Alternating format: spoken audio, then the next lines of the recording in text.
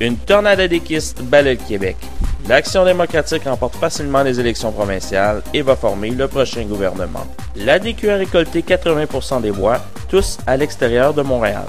Le Parti québécois et le Parti libéral terminent nez à nez en deuxième place avec 10% des voix, tous récoltés sur l'île de Montréal. Le Parti solidaire n'a pas pu faire mieux qu'aux dernières élections, malgré la présence de leur nouveau chef, Vincent Lacroix.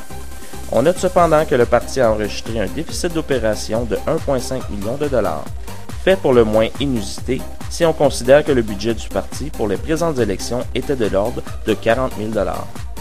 Suite aux résultats décevants pour son parti, Jean Charest a annoncé avec beaucoup d'émotion qu'il démissionnait comme chef du Parti libéral. La nouvelle a semé un grand désarroi au sein du caucus libéral. Pauline Marois a quant à elle réitéré son intention de demeurer le chef du Parti québécois.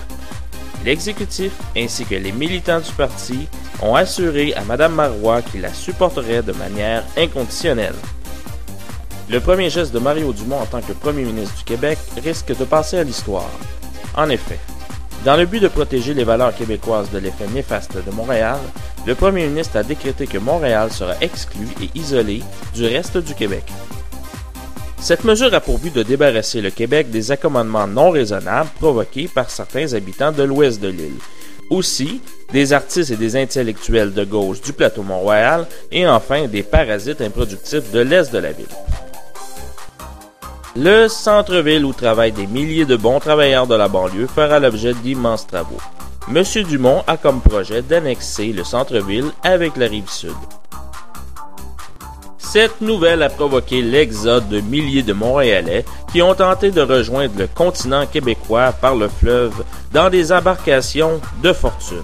Malheureusement, plusieurs personnes périssent lors de ce long et dangereux périple. Charles Biddle Jr., qui fait partie d'une minorité visible, qui a été élevé dans l'ouest de Montréal, qui a déménagé sur le plateau Mont-Royal lorsqu'il est devenu acteur, jouant entre autres dans La misère des riches, et qui demeure maintenant dans un demi-sous-sol de l'est de Montréal, faute de contrat, a annoncé sa candidature à la présidence du ghetto de Montréal, se disant très représentatif de la diversité culturelle et sociale de Montréal. Dans un tout autre ordre d'idées, Myriam Bédard a convoqué une conférence de presse afin d'annoncer qu'elle mettait fin à sa relation avec Nina Mazari.